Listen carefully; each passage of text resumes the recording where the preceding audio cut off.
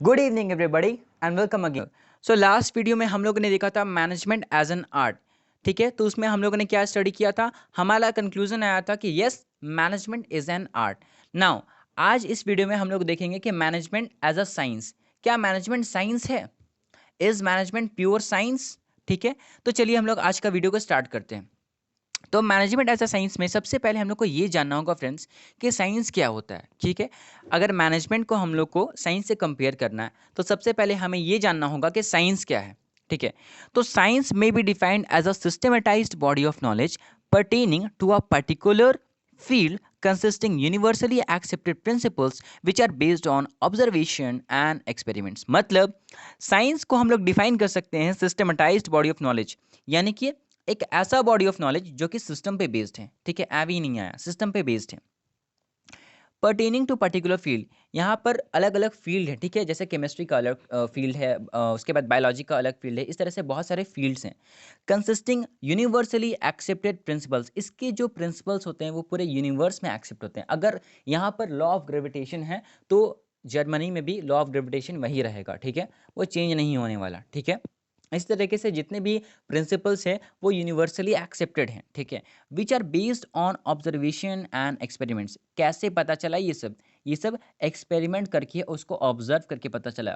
ठीक है, यही तो है साइंस। साइंस में be defined as a systematised body of knowledge pertaining to a particular field consisting universally accepted principles which are based on observation and experiments। Now art की तरह, जैसे कि हम लोगों ने आर्ट में क्या किया था, आर्ट के फीचर्स को देखा था, उसको मैनेजमेंट से कोरिलेट किया था, तब जाके पता चला था कि मैनेजमेंट आर्ट है या नहीं।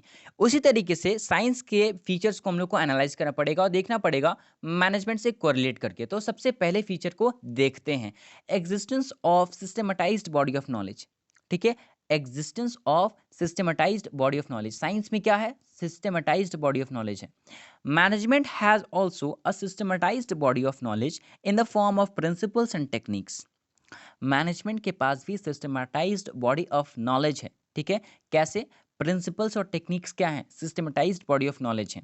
These explain past events be use to put outcome of specific actions. मतलब ये क्या बताते हैं, ये बेसिकली पास्ट इवेंट्स के आउटकम पे बेस्ड है। जैसे कि बहुत सारी इन्फ्लुएंशियल थिंकर ने इस प्रिंसिपल्स को दिया, कैसे किया, ऑब्जर्व किया। ठीक है, एक्सपेरिमेंट किया, ऑब्जर्व किया, तब जाके उन्होंने ये प्रिंसिपल्स को दिया जो आज तक पूरे वर्ल्ड में फॉलो होते हैं। ठीक है, जिससे हम लोग क्या करते हैं, स्पेसिफिक एक्शंस को कंट्रोल करते हैं। ठीक है, तो साइंस के तरह मैनेजमेंट भी क्या है, सिस्टमेटाइज्ड बॉडी ऑफ नॉलेज है।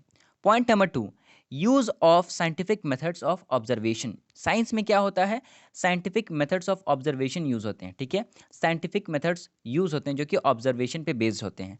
Management principles are evolved on the basis of observation of the managers in various organisations. जैसा कि मैंने आपको बताया कि मैनेजमेंट के जो प्रिंसिपल्स हैं वो भी कहाँ से इवॉल्व हुए हैं, कहाँ से इवॉल्व हुए हैं, वो मैनेजर्स के ऑर्गेनाइजेशन में काम करने से जो एक्सपीरियंस उनको मिला, ठीक है, उनसे जो ऑब्जर्वेशन मिला, उस पे बेस्ड हैं ये सारे principles. Now but the methods of observation followed by management are not 100% objective because the subject are human being whose behaviour can not be predicted with absolute accuracy. मतलब कि यस, वो तो ऑब्जर्वेशन पे based हैं, वो तो experimental observation पे based हैं अलग अलग मैनेजर्स के, लेकिन ये 100% ऑब्जेक्टिव नहीं है। क्यों, ऐसा क्यों है सर? इसीलिए क्योंकि जो हमारा सब्जेक्ट मैटर होता है मैनेजमेंट में, जो हमारा सब्जेक्ट मैटर होता है वो ह्यूमन बींग के बिहेवियर होते हैं, ह्यूमन बींग के बिहेवियर होते हैं, जिसको हम लोग एब्सोल्यूट एक्यूरेसी के साथ प्रिडिक्ट नहीं कर सकते। ठीक है, इसी वजह से ये जो मेथड्स है, ऑब्जर्वेशन मेथड्स, ये मैनेजमेंट पे 100% फिट नहीं बैठते। Point number 3, established cause and effect relationship. Science में हमेशा कॉज एंड इफेक्ट रिलेशनशिप होता है। अगर कुछ हुआ, अगर कुछ भी इफेक्ट किसी चीज़ का हुआ तो उसके पीछे ज़रूर कोई कारण है। ठीक है, like science is based on cause and effect relationship, management principles also established on the basis of cause and effect relationship. Basically ये तो बिल्कुल वर्च्यू हो गया। क्यों?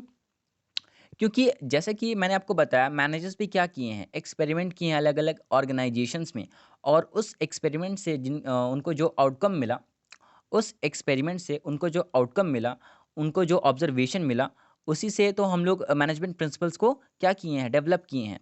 तो वही कह रहा है कि ये भी मैनेजमेंट के प्रिंसिपल्स भी ऐसे नहीं आए, वो किसी कारण से आए, ठीक है, और उसका कुछ इफेक्ट होता है। तो ये भी कॉज एंड इफेक्ट रिलेशनशिप पे बेस्ड है। Point number 4, universal validity of principles. Scientific principles are universally accepted and management principles too relevant for all types of organizations like economic, social and organization. The managerial principles have universal application in different types of organization. क्या कहता है कि scientific principle जितने भी हैं वो universally accepted हैं, ठीक है, और जो मैनेजमेंट प्रिंसिपल्स हैं वो भी क्या है, रिलेवेंट हैं। क्या बोल रहा है, यूनिवर्सली एक्सेप्टेड है साइंटिफिक प्रिंसिपल्स, और मैनेजमेंट प्रिंसिपल्स क्या है, यूनिवर्सली रेलेवेंट है, ठीक है, रेलेवेंट है हर तरह के ऑर्गेनाइजेशंस के लिए, जैसे कि इकोनॉमिक, सोशल और जितने भी तरह के ऑर्गेनाइजेशन हैं। तो कहना क्या चाह रहा है, ये कहना चाह रहा है कि वो तो यूनिवर्सली एक्सेप्ट होते हैं, बट ये एक्सेप्ट तो मतलब एक्सेप्ट तो होते हैं, बट एक तरह से एक अलग वर्ड यूज़ किया यहाँ पर, रिलेवेंट है, ठीक है, रिलेवेंट है हर तरह के ऑर्गेनाइजेशन के लिए, लेकिन 100% एक्सेप्टेबल नहीं है, ठीक है। The managerial principles have universal application in different types of organisations. अलग अलग ऑर्गेनाइजेशन में इनका यूनिवर्सल एप्लीकेशन है, ठीक है, लेकिन रेलेवेंट वर्ड यूज़ किया है इसके लिए, ठीक है। Conclusion: we can conclude that no permanent principle like the principles of physics and chemistry can be initiated like the principles of management. So clearly, the science of management cannot be called pure science, but it should be described as an applied or inexact science. Conclusion हमारा क्या निकल के आ रहा है, हमारा conclusion निकल के आ रहा है ये कि मैनेजमेंट को हम लोग प्योर साइंस नहीं कह सकते। एग्जाम में भी आपको यही लिखना है, मैनेजमेंट से पहले, मैनेजमेंट एज अ साइंस से पहले साइंस के डेफिनेशन को लिखना है, उसके बाद साइंस के फीचर्स को लिखना है कोरिलेट करके मैनेजमेंट के साथ, उसके बाद अपना कंक्लूजन देना है कि no, management can not be called pure science, but इसे हम लोग अप्लाइड साइंस या इन एग्जैक्ट साइंस भी कह सकते हैं, ठीक है, इसे हम लोग अप्लाइड साइंस या तो एक्ट साइंस भी कह सकते हैं। इसके अलावा आप मैनेजमेंट को बिहेवियरल साइंस भी कह सकते हो या फिर सॉफ्ट साइंस भी कह सकते हो, जैसा कि अर्नेस्ट डेल ने कहा था कि इसे हम लोग सॉफ्ट साइंस कह सकते हैं। क्यों, ऐसा क्यों, क्योंकि ह्यूमन बीइंग जो है ना, इनके बिहेवियर को हम लोग प्रिडिक्ट नहीं कर सकते, हर ह्यूमन बीइंग अलग अलग तरह से रिएक्ट करता है, इसीलिए हम लोग इसे एग्जैक्ट साइंस नहीं कह सकते। तो इस वीडियो में हम लोगों ने डिस्कस किया management as a science. Next video में हम लोग देखेंगे management as a profession. So that's all for this video. अगर चैनल पे न्यू हो तो आप चैनल को सब्सक्राइब करो यार, क्योंकि आई होप कि आपके लिए ये सारा रिलेवेंट टॉपिक्स है और नोट्स भी है आपके पास। सो दैट्स ऑल, आप चैनल को सब्सक्राइब करो और नोटिफिकेशन बेल को भी ऑन करो साथ ही, ताकि आपको लेटेस्ट नोटिफिकेशन मिल सके। अपने दोस्तों के साथ शेयर करो and lastly thank you so much.